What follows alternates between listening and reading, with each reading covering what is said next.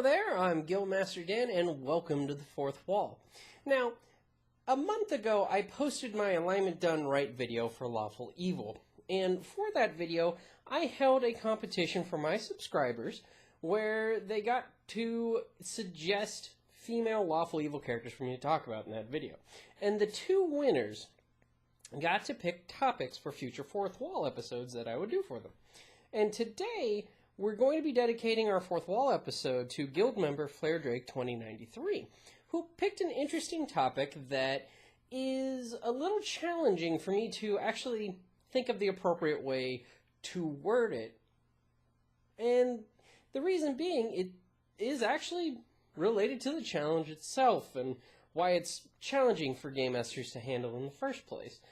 Without giving away just yet, let me start us off with a story. I normally start off my intros with a joke that, gives you an idea about what we're talking about, but I'm going to start with this story about a D&D character I made a while back. We'll call him Not Drizzit. Now, Not Drizzit was a Hexblade. For people not familiar with D&D 3.5, Hexblade is a sort of spell sword. He can cast arcane spells, but he's more of a fighter type. But he's also associated with bad luck. Well, I liked that class at the time, so I chose to be a Hexblade, and Not Drizzit, as you might be able to tell by the name, happened to be a male drow. Now, Not Drizzit wasn't like Drizzit, where he was misunderstood and, moved to the surface and hated by his kind. Now, admittedly, any drow is typically hated by their kind just because they're dark elves. Dark elves tend to be not pleasant people. But Not Drizzit was, in the service of the matriarch of his household, in this case his sister. And his sister used sex to dominate him. He was essentially her plaything. She would show her dominance over him by sleeping with him, as well as, degrading him, things like that. Fun drow stuff. And Not Drizzit decided that he had had enough of that. So he worked out a way with using their slaves for him to escape. He escaped from her and fled the city that they were from. That way he wouldn't be able to be chased by her. At least he thought that he wouldn't be chased by her. He ended up coming into the service of another drow female. Her name escapes me, but Not Drizzit ended up essentially becoming the disciple of this drow female, who turned out to be a Hexblade. And she took him under her wing to teach him how to be a Hexblade. But she also happened to be a pirate. So Not Drizzit became a pirate under his mistress, learning how to be a Hexblade. And he went on many adventures on the underseas, fighting Duragar, fighting Mind Flayers, fighting other drow. In fact, he even became a rival to a Mind Flayer, who was also a pirate. It was a Mind Flayer pirate crew, and they had clashed a number of times, and he actually had himself a young Mind Flayer rival. Now, one day, the two clashed again, and during the battle with his personal rival, he lost sight of his mistress, and he was blasted off of the boat. And he floated around in the underseas for a bit until he was finally picked up by another ship, a Duragar ship, who quickly enslaved him. He was thrown into shackles, dragged off to the surface along with other slaves to be sold off to people on the surface. But as they were going, he managed to use his Hexblade abilities to escape from the chain gang and rush off into the wilderness, where he would steal some clothing so that he didn't quite fit in because he didn't know a lot about the surface world. And this is about when he would come across the party. Not Drizzit was level 1. So today, we're going to be talking about guiding character creation.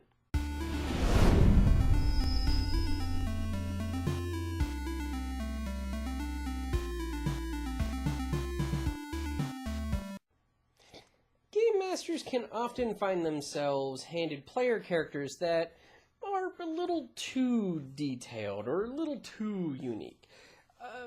Like with Not Drizzt, they could have a backstory that's a little elaborate for a first level character or equivalent level coming into the game. I once, in that same time period, made a character that was a fantasy super soldier general who happened to be level 1. It's not really appropriate to the experience level of the character that you're actually playing.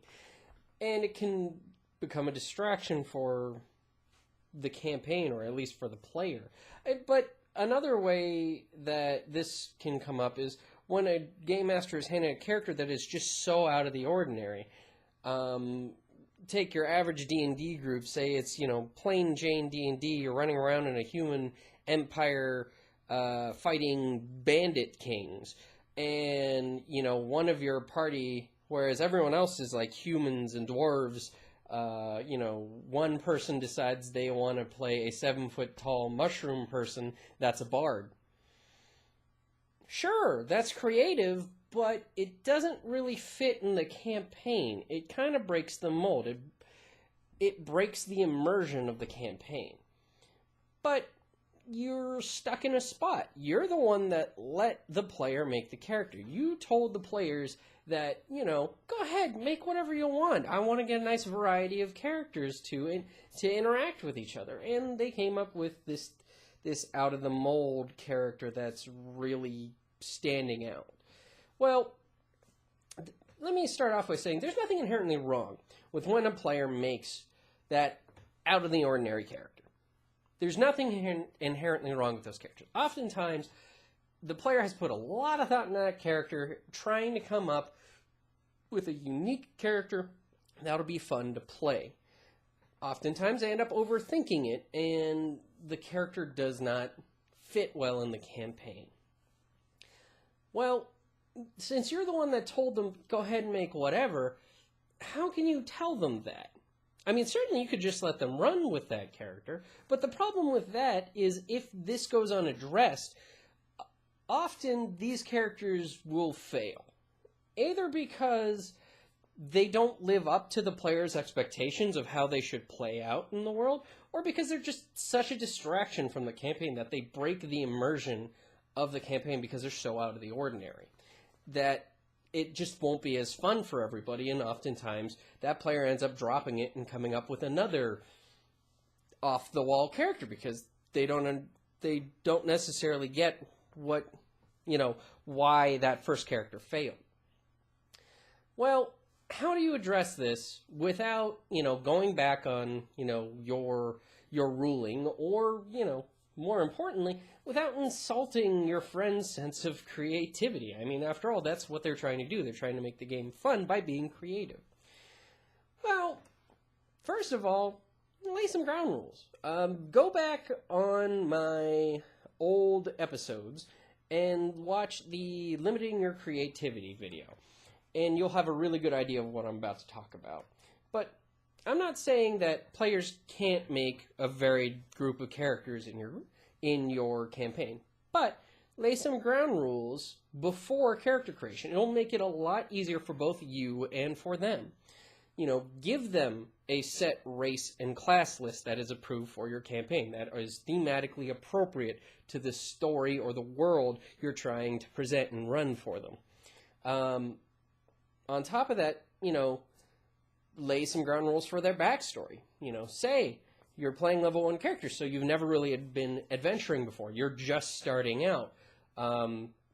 Either, you're just coming into this, you weren't ever an adventurer before, or you've maybe been on one adventure, and it wasn't very long. You've maybe done a little bit of fighting, dealing with conflicts, but not a lot. Lay that ground rule, because for one, that sets an expectation for the player that they can build around that. Something that I'm a fan of that makes it easier for the group itself is to add to that they've been, traveling together for a while. Not necessarily adventuring together, but this group knows each other.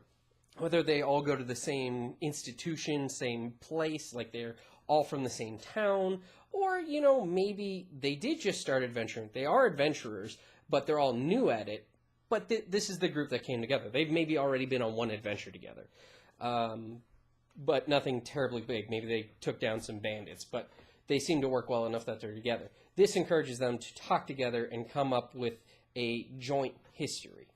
Essentially, you want to set expectations for your players that are thematically appropriate to the campaign and help essentially guide their background for the character so that you don't end up coming up with this overskilled or overexperienced background that doesn't fit the mechanics, or this completely off-the-wall character. I mean, a lot of GMs will look to my limiting creativity video and what I'm talking about here and be like, I don't like limiting them. I like having that mishmash. And, having all these different races works fine in my setting because, there's lots of racial diversity, lots of cultural and religious diversity in my world. Everybody's aware of one another, and it doesn't really matter what race you are. That's fine in that sort of setting. If you're running a setting kind of like World of Warcraft, where all the races are aware of one another and there's no real surprise or real prejudice for people being different outside of, say, faction sort of deal, that's fine. But we're talking about in a situation where you have an off-the-wall character that kind of breaks the immersion of the campaign and how to handle that.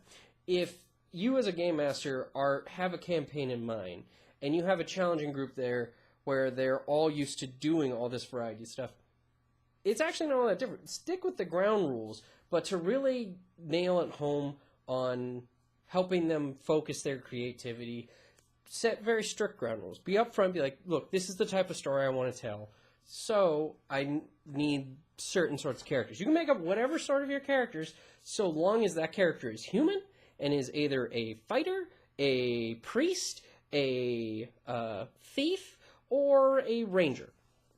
That's real simple, very focused. Anything they come up with is fine so long as it meets those criteria. Some might be resistant to that, but so long as you're upfront about that, that's what's important. If they're not interested in that, if none of them are interested in that, you probably don't want to run that. Or if just one or two aren't interested, they don't have to play that session. They can come back for the next campaign. But you want to lay ground rules so you can lay those expectations. Now, this is before character creation. This is what I definitely recommend whenever you're whenever you're starting up a new campaign. Don't just let players make whatever they want. Set some expectations. It'll make it easier for you so you don't get those unexpected, off-the-wall characters. Now, what if you already said, go ahead and make whatever you want, and you got that off-the-wall character? You got that Warforged druid in a sword and sorcery game, or you got that 7-foot-tall mushroom man bard in your, in your Human Empire game. What do you do in that scenario? I mean, after all, it's your mistake. You're the one that let them do that, not expecting what you got. Well, it's largely the same thing. You just have to be upfront about it. You need to sit that player down and be like, look, I'm not sure that this character is going to fit into the campaign or the story that I have planned. It's a good character. Maybe we can hang on to the character sheet. We could probably reuse it another time. But I'd appreciate it if you made another character that's a little bit more simple, a little bit more core gameplay. Maybe try making an elf or something. Have fun with that, but the whole Mushroom Man thing, I don't think it's going to fit into, bandit hunting. You're just going to end up sitting outside of town too much, and it's going to be hard to roleplay. I know you've never roleplayed it before. Make another character. If you need help with it, I'm more than happy to help you with it. I know of these different tables you can row on that it can help you come up with an appropriate background for your character. But, could you please make another one? You just got to be upfront about it. Be honest and be considerate of their feelings. Naturally, they worked hard in this character. They wanted to make something fun. And if they're very sensitive about it, then, you got to be upfront about that too. Not every character is for every game, and not every player is for every game. Keep that in mind.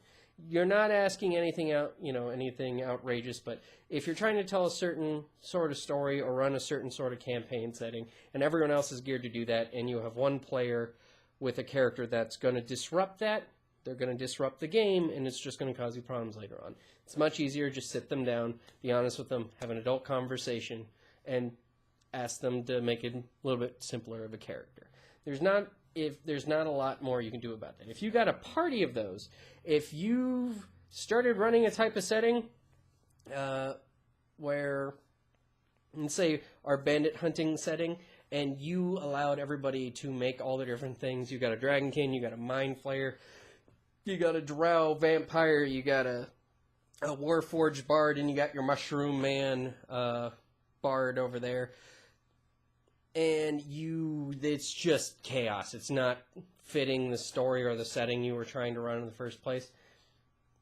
You got to be upfront. Sit down, have a conversation with your players, explain that, look, this is what I was trying to do with this campaign, and it's not really working out.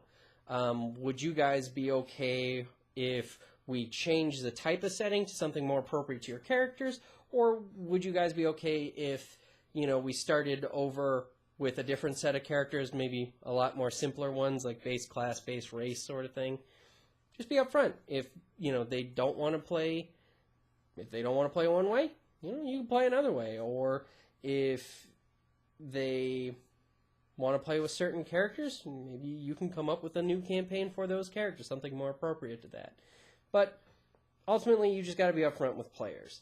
And my real advice is, before you ever get to character creation, set ground rules. Give them expectations that they can build off of by limiting their creativity. Or if you don't like the word limiting, focus their creativity. Help them to make characters that are appropriate to the world that they're going to be running in, and that will make it an easier role-playing experience for them, a more fulfilling one where they can get immersed in the world and the stories that you're telling together.